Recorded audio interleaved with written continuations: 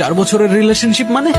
ঐশী, তুমি কিছু বলতেছো না কেন? 4 বছরের রিলেশনশিপ মানে কি? আমি কি ছিলাম তাহলে? কে ছেলে? জানি না, আমি কিভাবে বলবো, আমি চিনি না। চেনো না মানে? তুমি আমাকে ভুলে গেছো?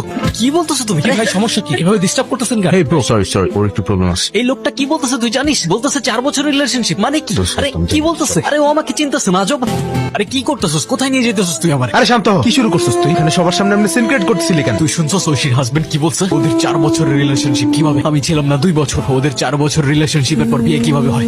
প্রত্যেকটা দিন নিজেকে দোষ দিয়েছি আমি, যে ওই দিন ওর সাথে আমি পালাই গেলে আমার জন্য ওর লাইফটা নষ্ট হইতো না। সেদিন কিছু বলতে গিয়ে ওকে বলতে পারি নাই আমি। সুলতানের অ্যারেস্ট কোনো অ্যাক্সিডেন্ট ছিল না, সবকিছু প্রি প্ল্যান করা ছিল। কি হয়েছে? তোমার মন খারাপ কেন? এমনি ভাইয়া। তুমি আবার আমাকে ভাইয়া বললে, এবার কিন্তু আমি মাইন্ড করছি। আরে না না, এমনি বলে ফেলছি। চিল, এবার বলো তোমার মন খারাপ কেন? সুলতান ছেলেটার জন্য খারাপ লাগছে। আমার যেটা পাওয়ার কথা ছিল সেটা কিন্তু আমি এখনো পেলাম না। যেহেতু কথা দিয়েছি অবশ্যই পাবে, ডোন্ট ওয়ারি ভাইয়া।